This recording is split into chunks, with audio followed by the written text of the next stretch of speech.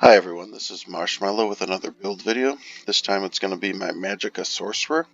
He is a great build for all starter DPS. If you want to be a DPS and you've never DPS before and you don't know any mechanics, this guy is very tanky and he still pulls 25k DPS.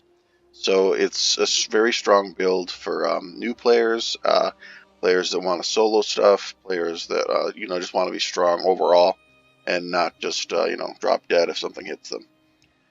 He runs almost 43.5k Magicka front bar, 42.7 back bar.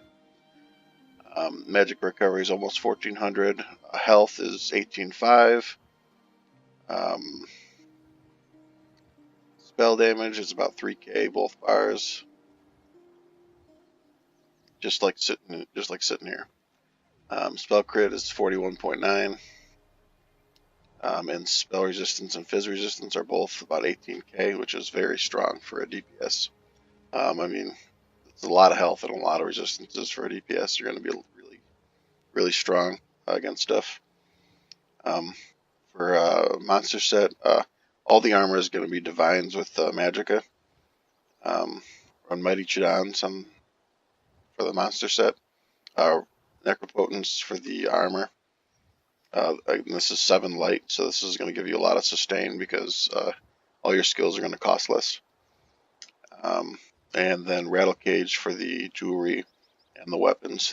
These Rattle Cage rings are the arcane trait ones. They're a little harder to get, but it's worth it to get the extra mana on your jewelry. It's just a rarer drop from the dungeon, that's all. And then you just put the spell damage on it. Front bar, Rattle Cage Inferno Staff, Nirnhound, weapon damage. Yeah, you could do infused weapon damage. I like the Nirnhound on both bars. You see I got Nirnhound Flame on the back. I like the Nirnhound because it's going to give you passively better healing all the time. You're going to have that 3k spell damage is like your minimum spell damage, like just sitting there. So you're always going to have a big heal. Like your bird heal on this guy that I run, it's going to one click and like you'll be full. Like it's crazy. And it heals somebody else too, so it's really good. All right. So front bar skills: Twilight Matriarch, Crushing Shock, Fire Ring, which is Elemental Ring from the Destro line. Execute, Inner Light, Shooting Star for the passive mana, extra damage on your front bar. You can also run 8 Atronach here until you get the Mage's Guild of 10. Back bar is Matriarch, Hardened Ward, Liquid Lightning, Blockade of Storms, Inner Light, and Thunderous Rage. Alright, so if we're looking at our skills, Suppression Field can come up. You would just slot it there. Occasionally useful. Defensive Rune, extremely strong for PvP. When I slot it on my back bar right there, and I buff up with it. That's very strong. You want all the passives. Daedric Summoning, Charge Atro. You can slot it instead of Meteor on your front bar. You can use this for single target until a single target that moves around until so you get the 10 Mages Guild for the Meteor. It's also sometimes fun in PvP. Your heal, your Matriarch. Hardened Ward is your shield. Those are both on your back bar. Well, Matriarch's on your front bar too, because you have to double bar it, or else you lose the pet. Bound Aegis can be useful. I put this here because sometimes people don't like this elemental ring. I like it to burst down trash, and I think it's fun in PvP because you can spam the AE on people, and people don't realize what's going on. They've never seen it before. It's not like a persistent graphic, so like they might not even realize they're getting hit. But you can take that out and just boost your mana more on your front bar if you wanted. That might increase your DPS. You might get like 26k out of it if you do that. Your single target. Obviously, your AE will be less because you won't have access to the AE. It's an AE spammable, and it's good for trash and things. And then you want all the passives on that line. Storm Calling, you want your Execute and your AE damage from Liquid Lightning and Mage's Wrath. And then you want all the passives. And Destruction Staff, you want everything. You want all this stuff. You're going to slot, this is your primary Execute on your back bar with your Lightning Staff. Crushing Shock will be your primary spammable. Yeah, you could morph the other version of Crushing Shock to get more damage, but the interrupt far outweighs the damage in my opinion. This is one of your AEs, goes in your back bar. This can be useful like in PvP. It's a single target dot. It knocks people back too. It's interesting.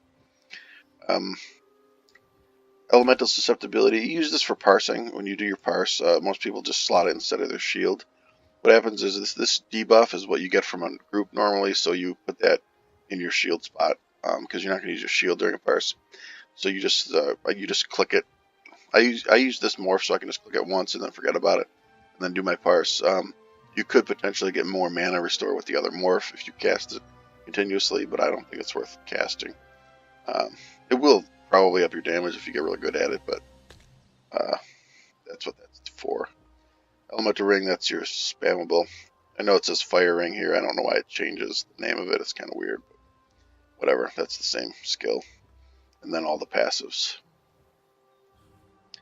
Light Armor. You want everything in Light Armor, all these passives.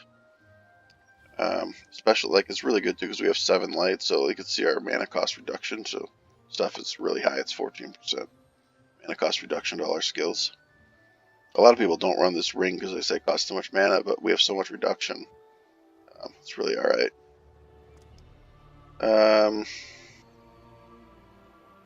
Questing, very strong. Cyrodiil stuff. Fighters Guild. Mages Guild, you want everything. It's all helpful. Inner Light, both bars for the crit and the spell, the magicka. Shooting Star, front bar for the light attack damage, extra magicka. Also, you can single target with it if the guy's moving around.